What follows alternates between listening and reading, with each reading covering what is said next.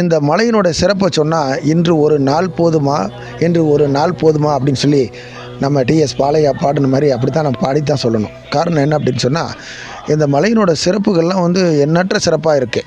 அதற்கு கணக்கிலடங்கா சிறப்புகளை சொல்லிகிட்டு இருக்கான். அங்கே நிறையா அதாவது பெரும் வியாதிஸ்தர்கள்லாம் நிறைய அங்கே வியாதி இங்கே க்யூர் ஆனதாக நிறைய ஐதீகம் இருக்குது. அதாவது லெப்பர்சின்னு சொல்லக்கூடிய அந்த குஷ்ட வியாதின்னு சொல்லுவாங்க, தொழுநோய்.